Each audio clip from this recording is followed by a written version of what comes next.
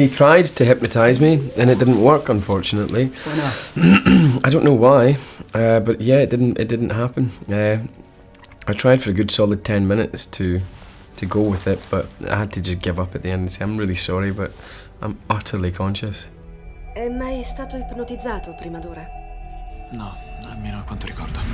It was fun. I mean, it wasn't anything as outrageous as I think you kind of think in your head about what hypnotism is. So it wasn't like I was going around pretending to be a turkey or anything, but I apparently was really quite revealing about what was sort of kind of going on and in my mind when it first occurred to me that, for personal reasons going, well, if I'm gonna meet a hypnotherapist, I'd like to talk about this. But since I was going for professional reasons, I told her something completely different. And by the end of the session, she was telling me and talking to me about what I'd had in the back of my mind, which I thought was really amazing, that somehow my subconscious had revealed to her because she knew how to ask the right questions. Chiudi gli occhi.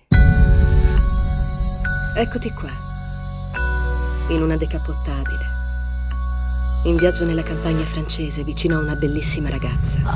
Mi piace la tua voce. Playing somebody who is ambiguous, who you don't know whether he's on the good side or the bad side, it's quite interesting to play. It's fun to toy with the audience's perception and allegiance. And for me, who am used to playing a lot of sort of good guys, it's quite good, it's nice. E ad ogni chilometro che percorri, tutti I tuoi problemi. Allora, dov'è il quadro?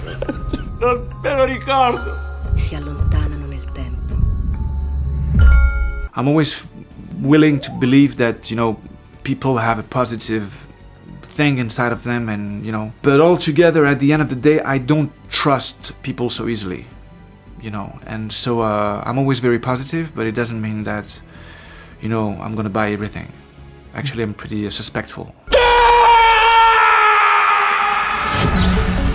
E ora, al sicuro e rilassato.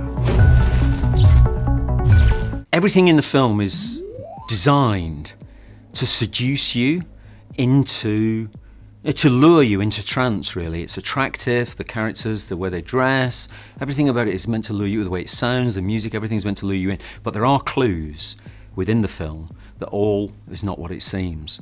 And obviously a key way that you can do that, and yet a natural part of our lives, it's not artificial, is a mirror or a reflective surface. So you look at McAvoy and then there's two of him. And it's sending a little signal to your unconscious. Everything may not be, there may be another story here, there may be something else that you can't quite see yet. And indeed he's like that because he's constantly knocking on glass. Whenever, you see him a few times now, and it's like he knows he's in a hall of mirrors and he knows something isn't quite right, but what it is, he can't quite puzzle it out yet. Decidi di ricordare 10 quello che hai fatto del quadro, 9 che quegli uomini non volevano farti del male, 7 ora 6 preferisci ricordare 5 o preferisci 4 dimenticare 3 la tua vita dipende da questo 1.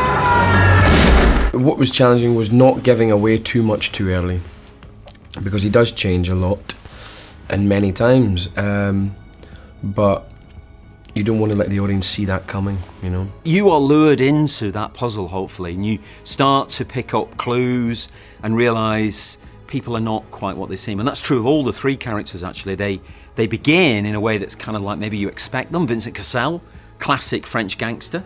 We've seen him do it before, he's very good at it.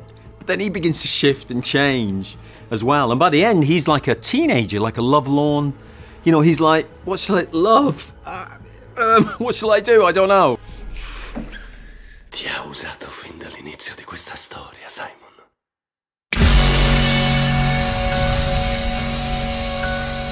Mi hai ipnotizzato.